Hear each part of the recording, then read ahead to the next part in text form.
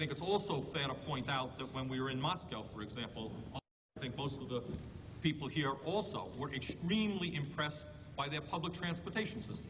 The stations themselves were absolutely beautiful, including many works of art, chandeliers that were beautiful. It was a very, very effective system.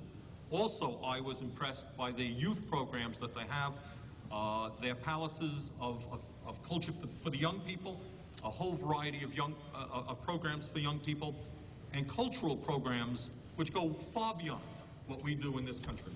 We went to a theater in Yaroslavl, which was absolutely beautiful, had 3 separate stages where cultural programs are put on by professional actors and actresses, including a puppeteer area. And the cost, the highest price of a ticket that you can get, was the equivalent of $1.50. I'm Jane Sanders, Director of the Youth Office. And as Jim said, we're echoing each other. The city was beautiful. We were astounded with the openness, the optimism, the enthusiasm in the nation. We had, I think the things that struck me the most were the way that they dealt with children and with the cultural life of their community.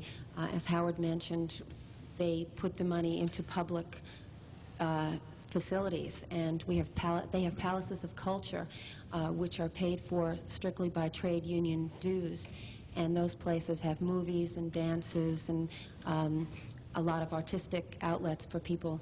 For instance, they might become members of an orchestra and study to play an instrument and perform. And when they go off on performances, it's seen not as something that they are doing on their own and they need to take vacation time from work, but it's seen as providing, contributing to the community life. So that becomes part of their work. Instead of, the thing that struck me is instead of compartmentalizing their lives into a job and hobbies, it's all interrelated, and it's all under the banner of community involvement.